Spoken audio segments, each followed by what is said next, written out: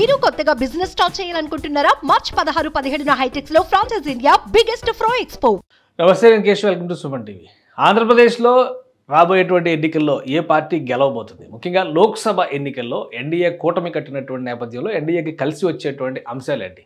మరోవైపు తెలంగాణ రాష్ట్రంలో కూడా ఎన్డీఏ తన ప్రయత్నాలు తను చేస్తున్నటువంటి పరిస్థితి. బీజేపీ ఒంటరిగానే పార్టీని బలంగా తెలంగాణ రాష్ట్రంలో గెలుపు బావుట ఎగరేసే విధంగా తయారు చేయాలనేటువంటి వ్యూహాలు రచిస్తున్నటువంటి పరిస్థితి. ఈ నేపథ్యంలో ఏబీపీ సీ ఓటర్ సంస్థ ఒక సర్వే నిర్వహించింది. ఈ సర్వే ఆసక్తికరంగా మారినటువంటి పరిస్థితి. దేశవ్యాప్తంగా ఎన్డీఏ ఐఎన్డీఏ కూటమికి సంబంధించినటువంటి ఈక్వేషన్స్ని విశ్లేషించడంతో పాటు రాష్ట్రాల వారీగా ఏ పార్టీ ప్రభావం ఎక్కువగా ఉంది, ఏ కూటమి ప్రభావం ఎక్కువగా ఉంది అనేటువంటి అంశాలను విశ్లేషించింది. ఈ నేపథ్యంలో ఆంధ్రప్రదేశ్కు సంబంధించి ఆసక్తికరమైనటువంటి ఫలితాలు వచ్చినటువంటి పరిస్థితి. ఒకసారి వాటిని విశ్లేషించేటువంటి ప్రయత్నం చేద్దాం. ఆంధ్రప్రదేశ్లో ఎటువంటి పరిణామాలు రాబోతున్నాయి ఎన్డీఏగా మారినటువంటి తరుణంలో? ముఖ్యంగా ఇక్కడ జరుగుతున్నటువంటి ప్రధానమైనటువంటి పరిణామాలను కూడా మనం గమనించాల్సినటువంటి అవసరం కనిపిస్తుంది. ఎందుకంటే 3 పార్టీల కూటమి ఆంధ్రప్రదేశ్లో ఆవిర్భవించింది. ఈ 3 పార్టీల కూటమికి ప్రజా మద్దతు ఎక్కువగా లభించే అవకాశం ఉందనేటువంటి మాట ఏబీపీ సీ ఓటర్ సర్వే 2024 చెబుతున్నటువంటి పరిస్థితి. ఆంధ్రప్రదేశ్లో ఉన్నటువంటి 25 లోక్సభ స్థానాలకు సంబంధించి ఈ సర్వే జరిగింది. ఈ సర్వేలో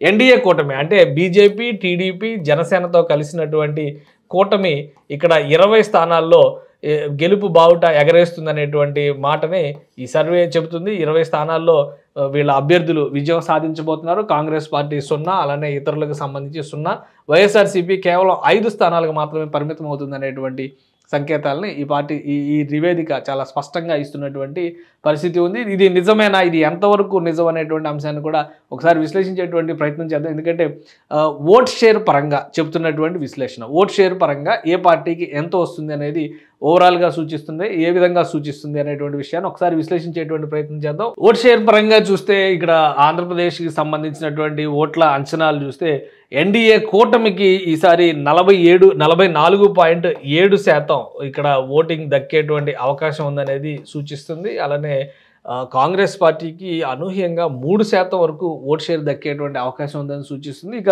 వైఎస్ఆర్సీపీకి సంబంధించి చూస్తే 41.9%. అంటే ఈ 2 పార్టీలకి ఉన్నటువంటి వేరియేషన్ కేవలం 41.9%. అంటే 4% మాత్రమే వేరియేషన్ కనిపిస్తున్నటువంటి పరిస్థితి ఉంది.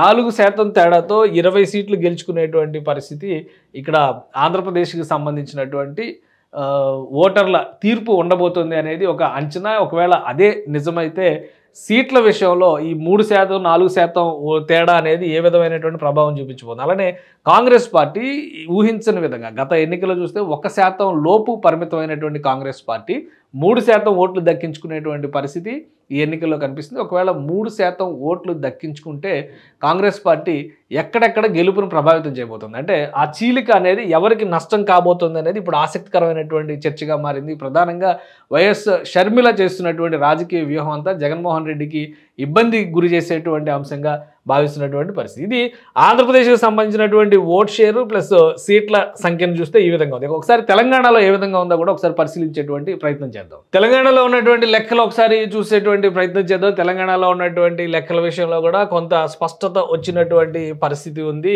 ఏబీపీ సీ ఓటర్ సర్వే చెబుతున్నటువంటి అంచనాల ప్రకారం 17 సీట్లు తెలంగాణలో లోక్సభ స్థానాలకి పోటీ జరుగుతున్నటువంటి పరిస్థితుల్లో కాంగ్రెస్ పార్టీ స్పష్టమైనటువంటి మెజారిటీని చూపించబోతుంది. 10 స్థానాలని దక్కించుకోబోతుంది అనేది ఏబీపీ సీ ఓటర్ చెప్పినటువంటి రిపోర్ట్. ఇక బీజేపీ ఒంటరిగా పోటీ చేస్తున్నప్పటికీ ఇక్కడ 4 స్థానాల్లో విజయం సాధిస్తుంది. నిన్న మొన్నటి వరకు అప్రతిహతంగా వెలిగినటువంటి బీఆర్ఎస్ పార్టీ కేవలం 2 స్థానాలకే పరిమితం అవుతున్నటువంటి పార్టీ. ఇక ఎంఐఎం తన 1 స్థానాన్ని పదిలం చేసుకుంటున్నటువంటి పరిస్థితి కనిపిస్తుంది. ఇక ఓట్ షేర్ పరంగా చూస్తే కనుక కాంగ్రెస్ పార్టీకి గత ఎన్నికలతో అంటే అసెంబ్లీ ఎన్నికలతో పోల్చి చూసినప్పుడు ఓట్ షేర్ విషయంలో పెద్దగా తేడా లేదు.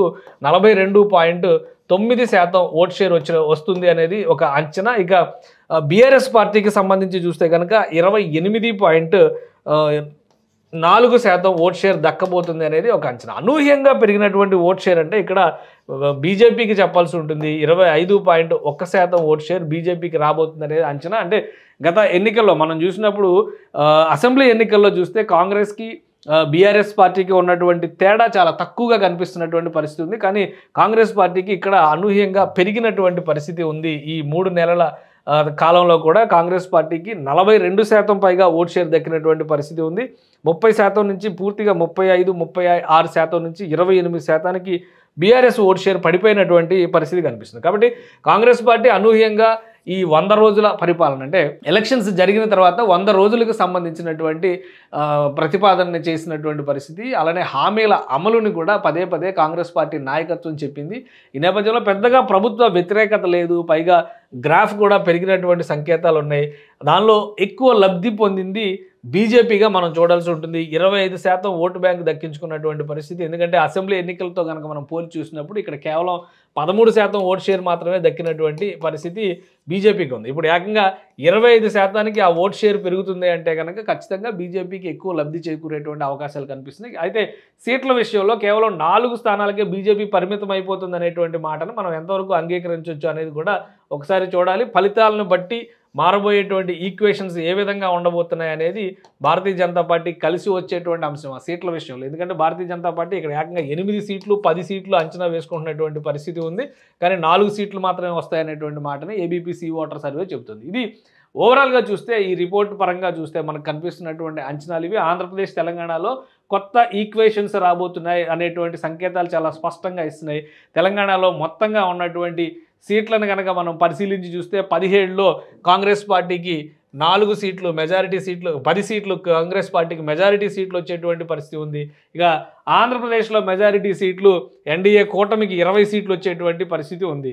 ఇక్కడ ఎన్డీఏ 20 సీట్లు దక్కించుకుంటే కాంగ్రెస్ ఇక్కడ 10 సీట్లు తెలంగాణలో దక్కించుకుంటుంది. ఇక మిగతా పార్టీల పోటీ నామమాత్రంగా మారుతుంది అనేటువంటి సంకేతాలు ఇస్తున్నాయి. ఇది ఏబీపీ ఓటర్ చెప్పినటువంటి సర్వే. ఈ సర్వే ప్రకారం చూస్తే గతంలో జరిగినటువంటి సర్వే రిపోర్ట్లు కొన్ని తారుమారైనటువంటి పరిస్థితి ఉంది. అయితే గత ఎన్నికల్లో 2023లో జరిగినటువంటి ఎన్నికలకు సంబంధించినటువంటి అంచనాల్లో తెలంగాణలో ప్రతిఫలించినటువంటి పరిస్థితి ఏబీపీ ఓటర్ సర్వేని ప్రతిఫలించినటువంటి పరిస్థితి ఉంది. సో ఈసారి వేసినటువంటి అంచనాలు ఏ విధంగా ఉండబోతున్నాయి, ఎందుకంటే ఎన్నికల నోటిఫికేషన్కి సంబంధించి మరికొన్ని గంటలు మాత్రమే మిగిలి ఉన్నటువంటి పరిస్థితి. ఇక ఈ నెల రోజుల పాటు పార్టీలు ఏ విధంగా ఓటర్లను ఆకర్షించబోతున్నాయి, పథకాల విషయంలో ఎటువంటి ప్రణాళికలు వ్యూహాలు అనుసరించబోతున్నాయనే అంశాలపైన ప్రజాభిప్రాయం నిక్షిప్తమయ్యేటువంటి అవకాశం ఉంటుంది. అప్పటి వరకు ఈ ఒపీనియన్ పోల్స్ని మాత్రం నమ్మితే సరిపోదు. పార్టీలు కూడా తమదైన శైలిలో ఓటర్ల దగ్గరికి వెళ్ళేటువంటి ప్రయత్నాలు చేయాల్సి ఉంది. ఏదైనా తెలుగు ఓటరు తీర్పు ఈసారి జాతీయ రాజకీయాలను ప్రభావితం చేస్తుందా లేదా అనేది ఒక ఆసక్తికరమైనటువంటి ప్రశ్నగా మారుతుంది.